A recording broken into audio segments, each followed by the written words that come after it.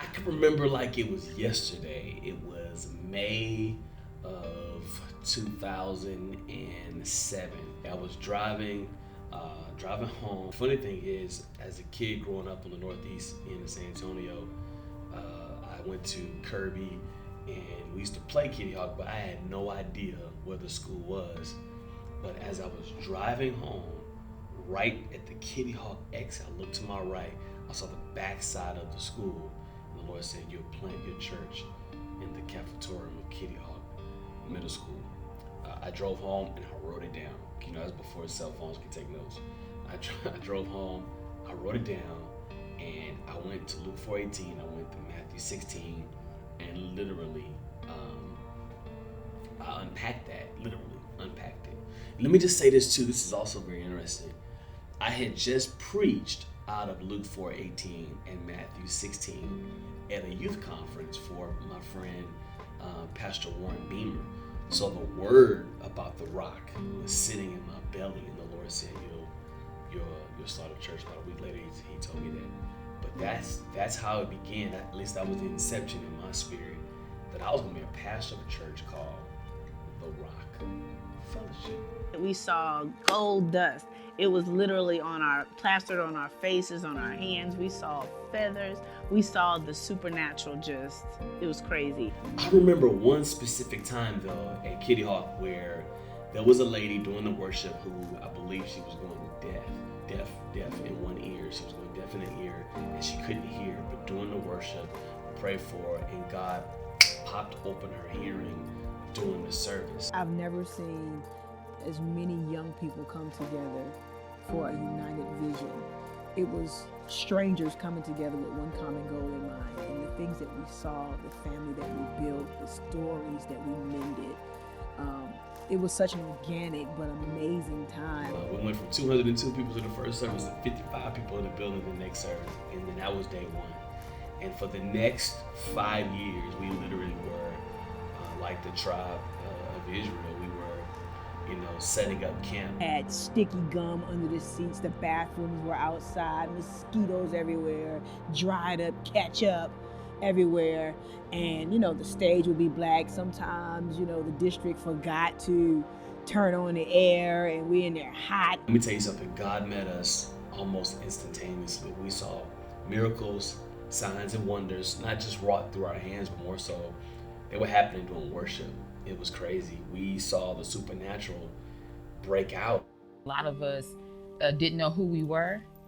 We definitely didn't know who we were in that moment. My own testimony, I didn't know who I was, but he believed in us and he pulled out of us what we should be.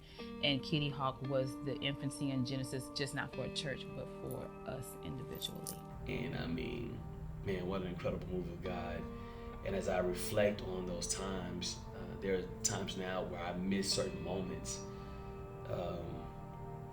The Lord forged our hearts and forged that church into that vision. The vision was building bridges, impacting people, changing the world. Building bridges, impacting people, changing the world. That was the vision at Kitty Hawk Middle School. And then it was time to move. 2391 was a special place. And to be honest with you, there are times when I really do miss that sanctuary. Not the office, but I miss that sanctuary. And I think because we really begin to have a level of definition in that season. Well, when we moved into that building, we didn't know the impact that it would have on the city and then literally change international, right? So we started so many conferences, I want to say, in that house. We started the GAP conference, which was the prayer conference, so amazing. We started an international ministry. We were the Rock Cape Town, and that was amazing. Our leaders were able to fly and minister over there and then come on back home. And then Girl You Rock was already in place at that time. But man, to see how many people we pulled in for those conferences, and then the big one. Mantles began there after certain teachings. Some of the most incredible series of messages, deliverance series of messages that I've ever taught were born in the 2391 era. It was a little compact, but the special part about it was ours, right? And we grew so fast. Oh my God. It was like people were like thinking like, I ain't coming to no school, but you got a building, so I'll be there. And it was just amazing how many people came together, and the pieces that we didn't have at Kitty Hawk really came together in 2391. We had ordaining of pastors and deacons in that season, and things just started to come together where we became an actual functioning organization. People really started to operate in their gifting. We saw our worship team get built out. We recorded an album. We grew from one service to 2 services. Things were just bananas. It was a special time in 2391. I think it was a 5-year period of definition of the apostolic in our capacity. I think we got a chance to see just how broad the Rock was. We built systems, we built leadership, we built structure, we built teams. We grew in size. We actually, as a matter of fact, I think we quadrupled in size in 2391. 2391 was an incredible time. My goodness. Yeah, that was a move of God the entire time. So I believe it was like 2017, we brought Dr. Stevenson to the Rock. At the time, we were doing what we call the 21 Days of Productivity. It was October 2017. Dr. Stevenson came and preached, and I mean, he set us right for 21 days, and I mean, the move of God was incredible. And it was at that point that he and I began to have more in-depth conversations. We had already been talking, but now in-depth about what it looks like to kind of build some things together. So I had joined the All Nations Network, and again, our church had no idea that I was helping with the project of vetting pastors that were coming into the network and doing interviews and stuff like that. Dr. Stevenson calls me 2019 and says, hey, what about this city? Have you thought about this city? I'm like, nah, I'm in my city. And then he asked me the magic question, what about San Antonio? And I think PL was like, what about it? And he's like, would you be interested in coming into the All Nations Expression with San Antonio? My knee-jerk reaction was like, no way. Because I love what we're doing. We had just purchased our brand new facility. We're excited. But as we began to pray and talk to our team about it, and we thought about the pros and we thought about the cons, and the Lord said something to me very distinctively. He said, I'll back you either way. And when you get that kind of word from God, you have to ask yourself questions like, okay, what's going to benefit the people of God and what's not going to benefit the people of God? So we thought about it and we decided, hey, let's give it a chance. Let's see what happens. And so we joined the All Nations Collective. Here's the thing. We told them we're going to do it for 3 years and we'll see how it goes.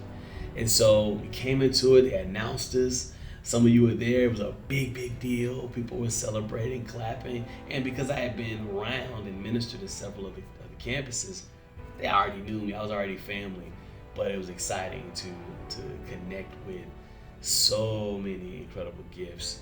And our mission changed. We went from building bridges, impacting people, changing the world, to find family, discover purpose, change the world. So we felt like, hey, this is what we do. We change the world. We're doing it together, right? So we jumped into it, and I mean, it was fun. And as soon as we got started, COVID comes, and everything just began to change. And so we come out of COVID, we start moving and building again, and Dr. Stevenson says, hey, I need you to be, there's some things I want you to do, and I want you to consider being a vice presider. And I'm like, what is a vice presider? What does that mean?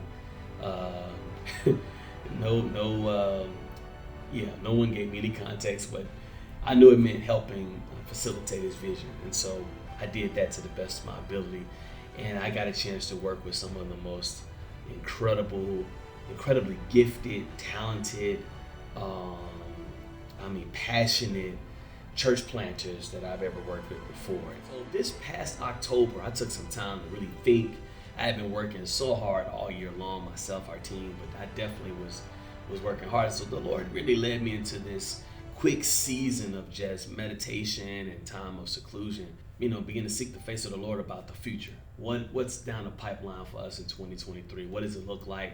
Where are we going? Where do you want us? Because above anything, I want to be in the timing and the will and the purpose of the Father and not my own. And so, begin to pray, and the Lord spoke to me and said, son, you're coming into a legacy year. You're coming into a legacy year. And in addition to that, I have work for you to do.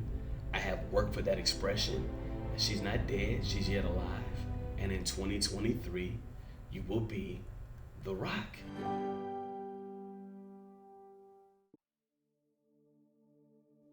I'm coming home. Home. That's what the rock is. It's home. It was that burning desire, that fire that just never would die. It was always in us. It's in our DNA. It's in our blood. This is home. I'm coming home. Tell the world I'm coming home. The future of the rock, eyes have not seen, nor has ear heard, nor has it entered into the heart of man, that which God is getting ready to do. Kingdom awaits. God works in circles, and he brings us around. He starts us in a place and he brings us back around to that space. But we are a different people. We are stronger, we are wiser, and we are ready to move. I'm coming home. I'm coming home. And so I just want to make sure I told you that effective today, we are now known as the Rock San Antonio. And the beautiful part, Houston's with us. We redeem, transform, demonstrate. We going home, y'all. I'm coming home. I'm coming home. Tell the world I